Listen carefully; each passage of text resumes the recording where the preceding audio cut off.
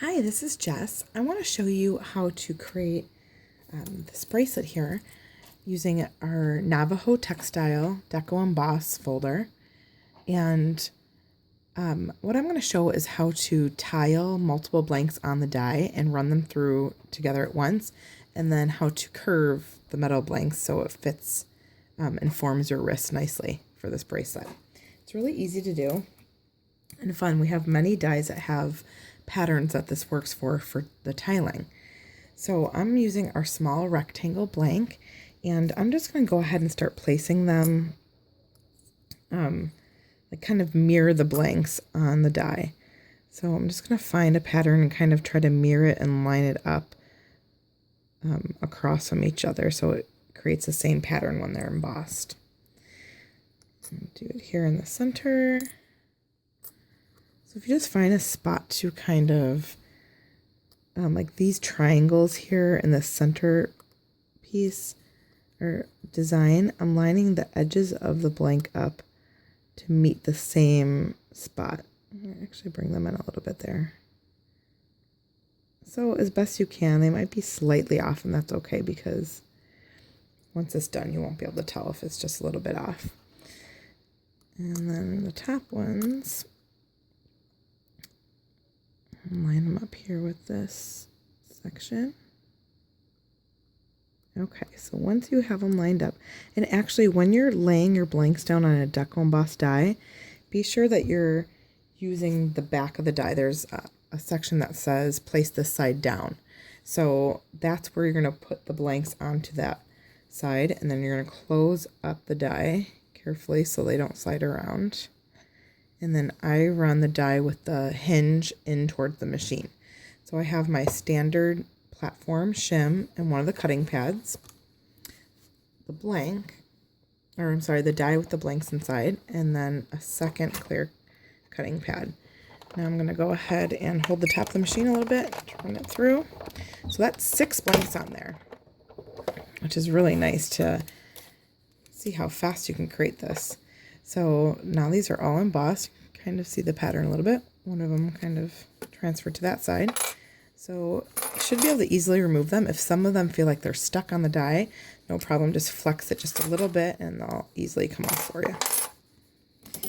Okay, so I'm going to use a metal reliefing block, and you use the light gray side. If your block is worn like mine is, you could use the dark gray side to relief them a little bit. And you could do both sides if you'd like. I'm doing the raised side, the embossed side of the blank.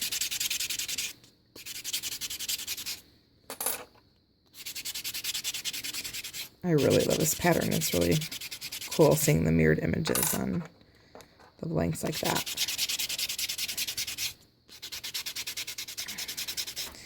Okay, so the next step is using our filigree shaping pliers to just start to form these blanks so it fits like the curve of your wrist.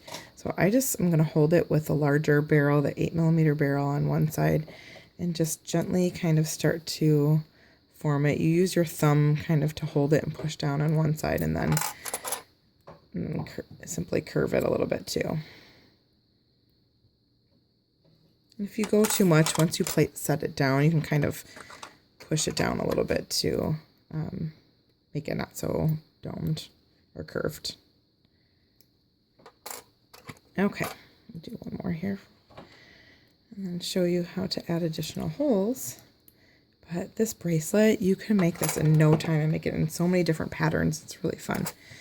So there's the pre-punched hole that was already in the blank. I'm going to go directly across using our 1.5mm hole punch pliers and just simply squeeze to add that second hole. So now it has created a connector.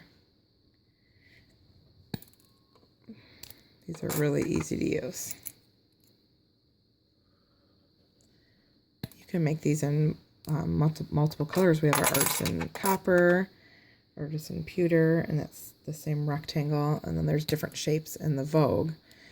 With the natural brass, it's nice because you could easily just relief it to bring out the pattern. with the pewter and the Vogue, you would probably want to add patina to give it a little bit of color. The copper and the brass are nice just for reliefing them. Okay, so now I'll show you this again. You can see I just simply added jump rings to connect all the pieces, and I'll just do that maybe on 2 here. So I'm using an etched jump ring. It's like a 5mm. Just has a little bit of a texture to it. And you could put this in any order you'd like.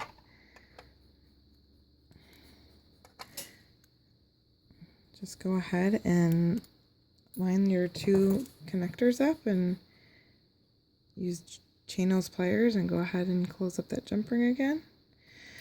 And then there you have the start of the bracelet. So with 6 of them, this is like the perfect size. And then I used our bracelet fold over clasp with, I believe that's 11mm jump ring. So you can try it on here and show you. It's a really nice fit. It's super comfortable.